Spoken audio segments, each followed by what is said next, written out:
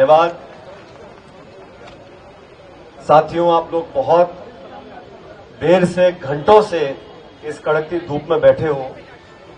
मैं क्षमा चाहता हूं, कार्यक्रम लंबा रहा, लेकिन इस मंच पर उपस्थित प्रदेश कांग्रेस कमेटी के सम्मानित अध्यक्ष महोदय, नेता प्रतिपक्ष महोदय, पूर्व मुख्यमंत्री आदरणीय रावत साहब, हमारे पूर्व अध्यक्ष प्रीतम सिंह जी, हरक सिंह रावत साहब, प्रदीप सप्पल जी, मंचासीन सभी विधायकगण, पदाधिकारीगण और आप सब जो प्रदेश के अलग अलग कोनों से आज यहाँ एकत्रित हुए हो, मैं सबसे पहले आप लोगों को बहुत बहुत आपका अभिनंदन करना चाहता हूं, धन्यवाद देना चाहता हूं कि आप इस भीषण गर्मी में कांग्रेस की एक महत्वपूर्ण रैली में यहाँ अपनी उपस्थिति दर्ज आप लोगों ने कराई है, उसके लिए आपका बहुत बहुत धन्यवाद। इससे पहले मैं अपनी बात को रखूं, मैं अपनी तरफ से और मंचासीन सभी नेताओं की तरफ से और आप सब की तरफ से जम्मू कश्मीर में पहलगाम में जो हमारे निर्दोष साथियों को आतंकियों ने जिनकी निर्मम हत्या करी है, मैं सबसे पहले उनको श्रद्धांजलि देना चाहता हूं, अपने श्रद्धासुमन अर्पित करना चाहता हूं और इस संकल्प के साथ उन निहत्थे लोगों की जो मौत हुई है, जो लोग, जो संगठन, जो संस्था, जो ताकत उसके पीछे थी, उनको जवाब देना पड़ेगा।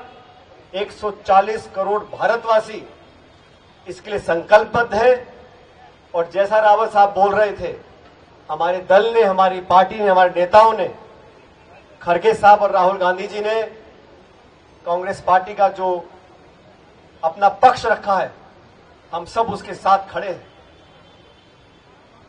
मैं आप लोगों को याद दिलाना चाहता हूं, देश की संसद पर एक बार आक्रमण किया था आतंकियों ने, पाकिस्तान समर्थित आतंकियों ने। उस समय देश के प्रधानमंत्री वाजपेयी साहब थे, लोकसभा में नेता प्रतिपक्ष सोनिया गांधी जी थी। 13 दिसंबर को संसद पे जो कायराना आक्रमण किया था, काफी लोग शहीद हुए थे। उस समय नेता प्रतिपक्ष परम श्रद्धेय सोनिया गांधी जी ने सदन के पटल पर खड़ा होकर कहा था कि वाजपेयी जी, आप देश के प्रधानमंत्री हो, भाजपा के नेता हो, मैं कांग्रेस की अध्यक्ष हूं। हमारे वैचारिक मतभेद हैं, हम आपस में चुनाव लड़ते हैं, हारते जीतते हैं, लेकिन इस समय हमारी प्रभुता पर, हमारे देश पर, हमारी अस्मिता पर, हमारे लोकतंत्र के मंदिर पर आक्रमण हुआ है। पूरा देश, पूरा विपक्ष आपके साथ खड़ा है। आप जो चाहे कदम उठाएं, हम आपका समर्थन करेंगे। उस भावना के साथ कांग्रेस पार्टी ने अपनी जिम्मेदारी निभाई है और आज फिर वो मौका आया है, हम सबको एकत्रित होना है। लेकिन आज सभा का आयोजन जो कांग्रेस पार्टी ने किया है, मैं धन्यवाद देना चाहता हूं प्रदेश कांग्रेस के अध्यक्ष को। आप सबको आमंत्रित किया, तमाम जिले के अध्यक्ष, पदाधिकारी, हमारे नौजवान साथी, युवक कांग्रेस के, एसयूआई के, महिला कांग्रेस के, सेवा दल के, आप सब यहां पर आए हैं। समूचे भारतवर्ष में कांग्रेस पार्टी ने जनता को जागरूक करने का अभियान छेड़ा है और जागरूक इसलिए करना चाहते हैं, देश का नागरिक नासमझ नहीं है, लेकिन ये बात बताना जरूरी है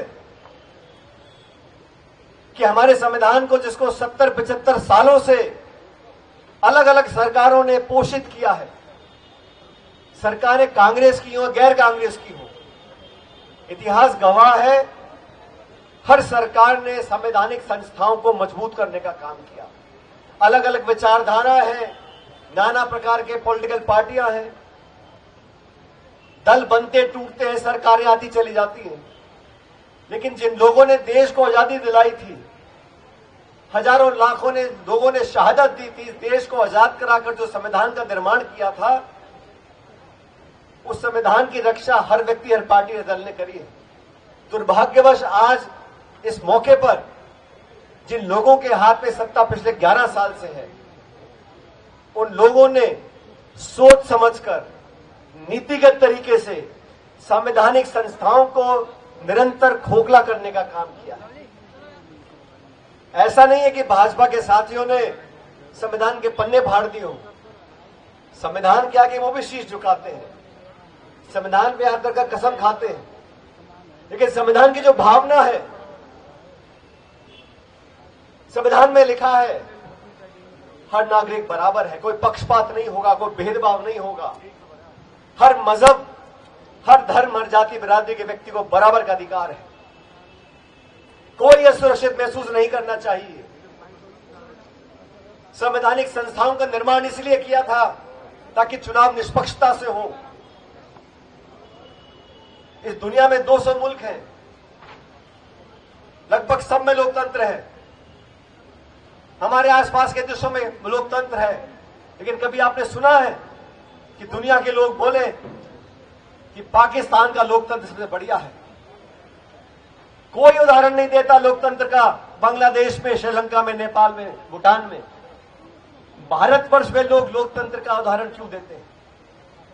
भारतवर्ष में लोकतंत्र का उदाहरण इसलिए देते हैं साथियों, वोट तो बाकी देशों में पड़ती है, वोट तो खाड़ी के देशों में पड़ती है, वोट तो सिंगापुर में भी पड़ती है, लेकिन मात्र वोट डाल देना यह लोकतंत्र नहीं है। लोकतंत्र वो है जहां हर व्यक्ति को अपनी बात बोलने की आजादी हो। लोकतंत्र वो है जहां चुनाव आयोग निष्पक्ष हो। लोकतंत्र वहां हो जहां लोग अपने आप अपनी भावना प्रकट कर सकते हैं। भारत में लोकतंत्र की जड़ें क्यों मजबूत हैं? ये भाजपा के साथी पंडित नेहरू को, कांग्रेस पार्टी को कोसने का काम करते हैं। अगर लोकतंत्र मजबूत नहीं होता, हर व्यक्ति को बराबर वोट का अधिकार नहीं होता, तो आज जो सत्ता में लोग बैठे हैं क्या वो शासन कर पाते? जब देश आजाद हुआ था, कांग्रेस सबसे बड़ा दल था उस समय, विपक्ष चंद जगहों पर था। उस समय ऐसी व्यवस्था का निर्माण कर सकते थे कांग्रेस के नेता महात्मा गांधी, पंडित नेहरू, कि हमेशा सत्ता का सुख लेते, लेकिन उन्होंने अपने कैबिनेट में अलग अलग दल के लोगों को शामिल किया, लोगों को अधिकार दिए, ताकत दी। मुझे दुख है कहते हुए, पिछले 11 सालों में जनता ने भी विश्वास कर वोट डाल दिया, लेकिन वोट लेने के बाद जो व्यवस्था बनी है देश के अंदर, राहुल जी ठीक कहते हैं, महाराष्ट्र में जितने मतदाता नहीं हैं उतने वोट पड़ गए। निर्वाचन आयोग के मुखिया का चयन कैसे होता था? प्रधानमंत्री होते थे, नेता प्रतिपक्ष होते थे और मुख्य न्यायाधीश चीफ जस्टिस होते थे। 3 लोगों की कमेटी होती थी और एक निष्पक्ष। अगर आप ये वीडियो YouTube पर देख रहे हैं तो हमारे चैनल को सब्सक्राइब करें और बेल आइकन को दबाना ना भूलें। अगर आप Facebook पर ये वीडियो देख रहे हैं तो हमारे पेज को लाइक करें।